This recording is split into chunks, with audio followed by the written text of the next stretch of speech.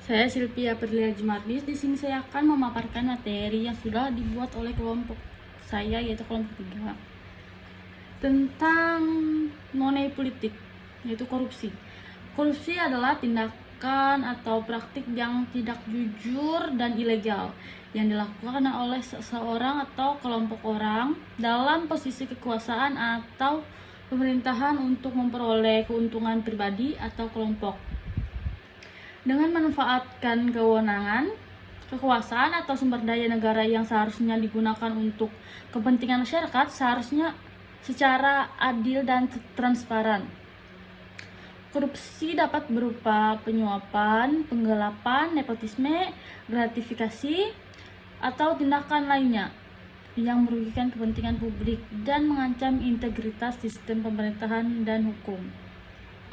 Adapun dampak korupsi bagi negara, yaitu ketidakseimbangan finansial negara, pertumbuhan ekonomi terhambat, mengganggu stabilitas umum, mencoreng nama baik pelaku tindak pidana korupsi, ancaman inflasi, kemudian pendapatan pajak negara berkurang, lalu meningkatnya utang negara, dan terakhir kemiskinan bertambah.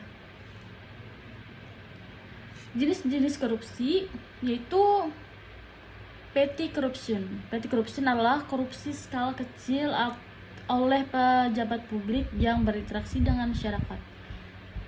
Kedua, grand corruption. Grand corruption adalah, atau yang biasa disebut korupsi kelas kakap, adalah korupsi dengan nilai kerugian negara yang fantastis, yaitu miliaran hingga triliunan rupiah. Political corruption.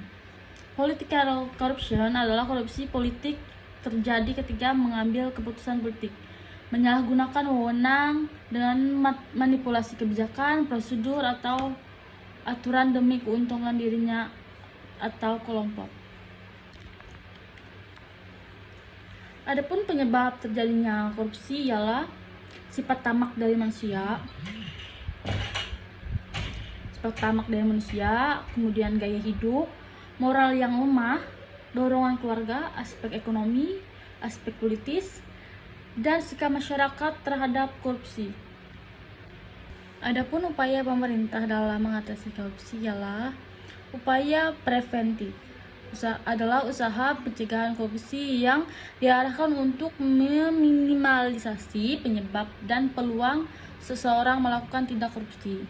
Kemudian upaya detektif adalah usaha yang diarahkan untuk mendeteksi terjadinya kasus-kasus korupsi yang dengan cepat dan tepat sehingga dapat segera ditindaklanjuti.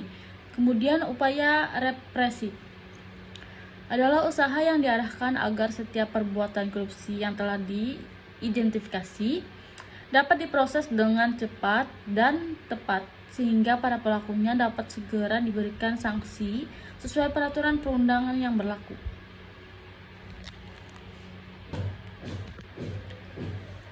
Adapun aksi individual dalam mengatasi korupsi ialah tidak terlibat dalam tindakan korupsi, kemudian menjadi pelapor.